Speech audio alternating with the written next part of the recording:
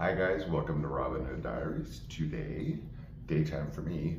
Hope you're doing well. Thanks for joining me this evening. I'll cut right to it because I am making these shows way too long. So, as previewed tonight, it is a arranged date dinner between myself and Dorothy Stratton's sister. Okay, so real quick backdrop on this. Dorothy Stratton was Playmate of the Year. She came to Los Angeles with this really sleazy boyfriend who sent pictures to Hugh Hefner. Long story short, she became Playmate of the Year. Now, Dorothy Stratton's beauty rivals any movie star. You just throw one at me. I mean, except Hedy Lamarr, but gorgeous. I mean, go beyond, beyond, beyond, beyond. Okay, so she meets a famous director by the name of Peter Bogdanovich. He's most famous to you, perhaps, What's Up, Doc? With that really funny movie with Barbra Streisand. Anyway, he's really famous. He's done a lot of other stuff. So, through Hefner and through her celebrity, she meets Peter Bogdanovich. They fall in love. Meanwhile, this sleazy guy's still hanging around who's supposed to be her boyfriend. So she develops this love affair with Peter Bogdanovich.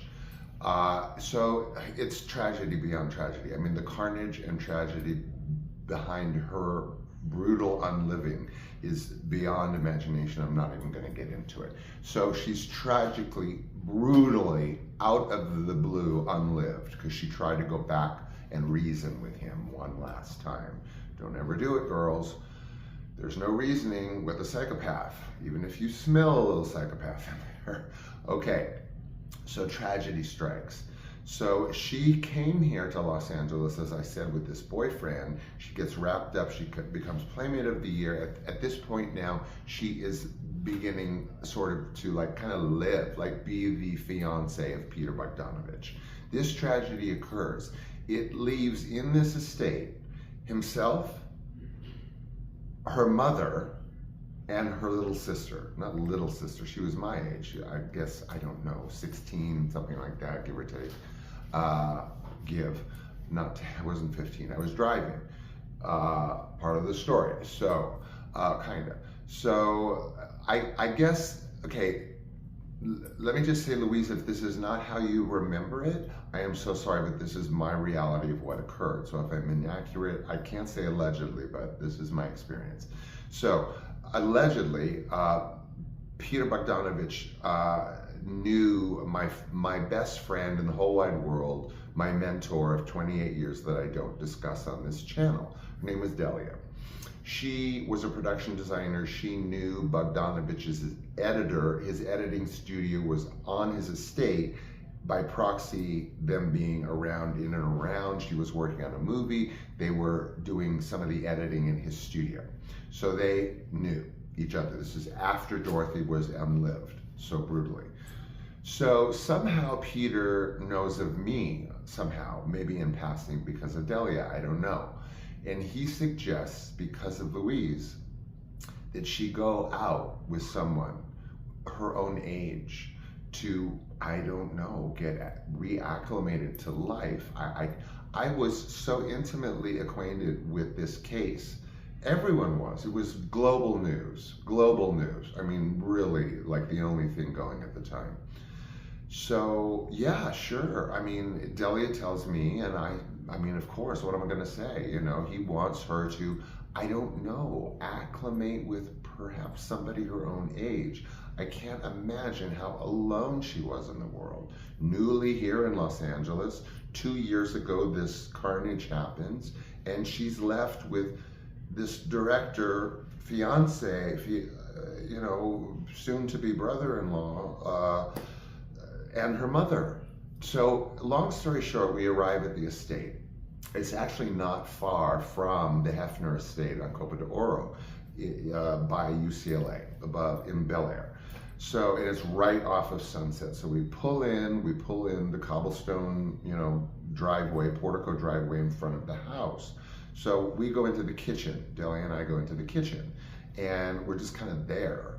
And the mother comes out, Dorothy Stratton's and Louise's mother comes out. She's very sweet. I want to say Swedish or something, not like with an accent, but so she's very cordial. It's still like deathly quiet in there. I really do not know what to expect. I don't know what she looks like. I don't know what this, I mean, I kind of know why I'm there, but kind of not really sure. I knew it wasn't like a date, so let's get that off the table. There was no date, like no one's pushing anybody to have a blind date. Again, this was my assumption of why. So she comes out. Again, I don't know what she looks like. She comes out and she's got this kind of ethereal kind of vibe. Very sort of neutral. You know, she's polite and she smiles, but I don't know. There was this kind of dreaminess about her, kind of removed.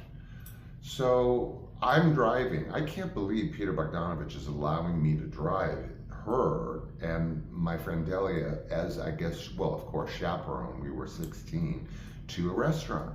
So there's this really, really fancy Chinese restaurant. Obviously, the tab was taken care of in West Los Angeles, just by the VA. Really expensive Chinese restaurant that took up the lobby of an apartment, of an office building kind of thing. Like half the lobby is a fancy restaurant. So we're there in a table that is way too big for us. Like it could seat 7. So we're at this table and it's kind of dark and it's kind of somber. And it's not like, you know, like you're used to Chinese restaurants kind of being a little bustling. No, this was like a requiem mass of a Chinese restaurant. So we're in this gigantic, I mean, like I said, we're at a table for 7, and the 3 of us sitting there. And by this point, you guys, like I said, I was so intimately acquainted with the case. And she had just done a film, Dorothy Stratton, by Bogdanovich. He had just directed her in a movie that was supposed to be her breakout film called They All Laughed. If you like Bogdanovich, you can see it. It's not my favorite movie of his, but so she was like on the cliff towards stardom. So I'm sitting here and I'm across this huge table with Louise, and Delia, you know, my best friend, is, you know, of course, making polite conversation, you know, but like so innocuous. And I know I'm expected to interact. Obviously, I'm supposed to be like, you know, the teenage, I don't know, like peer. So I try to, now I always prided myself in my charisma and my ability to carry a conversation, which has a little to do with phone sex, but that's a lot later on. We're not talking about that. So I am at a loss for words. I mean, I honestly, I am like just in space, and I don't want to stare at her because there's not much resemblance between her and Dorothy Stratton. I mean, you know, if someone told me she was her sister, I would believe you, but I wouldn't associate the two. She was an attractive young lady. She was not Dorothy Stratton. Not that anyone can be Dorothy Stratton, but that hers was a different kind of beauty. But again, this dreamy kind of quality, kind of removed, you know. And again, I am struggling as to what to say. I mean, you know where polite conversation becomes so polite that it's awkward? But that's kind of where it was. There wasn't these, well, there was kind of these pregnant pauses, remarking about the meal. The one thing I found so remarkable, and I don't know why, is this woman walked by and Louise leans over to me and she goes, "Isn't she glamorous?" Not that there's anything wrong with that. I just found that like so bizarre, and I don't know why. I mean, her sister was the most glamorous thing you could possibly imagine. I don't know. I mean, it was a pretty lady, but so that is the one thing that I don't know why that stuck out at me. The one thing that she says that's remotely intimate is she remarks on how glamorous this woman that walks by us is. That was like the sort of like zenith of the conversation. So I mean, you know, that's really kind of as remarkable as it gets, the unremarkability of it. And again, by the end of it, I'm kind of like quietly discombobulated. I don't know where this dinner went. I don't know what it was supposed to accomplish. I'm zoned out because I can't stop thinking about Dorothy Stratton. Every other word I'm thinking about her sister and staring into her face. Now, this must be something that she was so painfully used to at this time. Anyone that made the association that she was Dorothy Stratton's sister, immediately, it's kind of like you realize that you're talking to a movie star, but like in no way, shape, or form. Like it was infamy. It was not being famous. And it was for all the wrong reasons. So to wrap things up on her end, she continued to live with Mr. Bogdanovich and her mother for quite some time at his estate there. And they ended up being married. And the mother lived with Louise and her new husband, Peter Bogdanovich. So I left that date or whatever it was supposed to be with Delia from West Los Angeles back to Hollywood in total silence.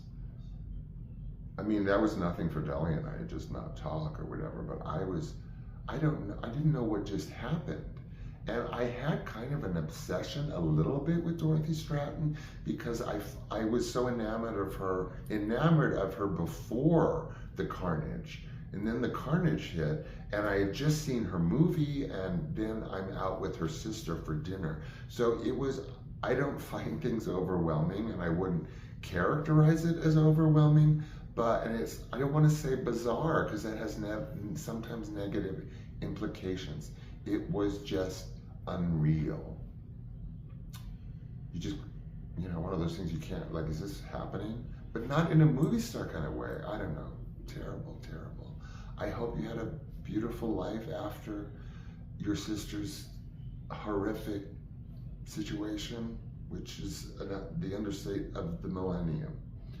And I hope that you found a happy life for you. If your mother has passed, my condolences. She most probably has, but perhaps not. And my regards to your husband. And I wish you the best.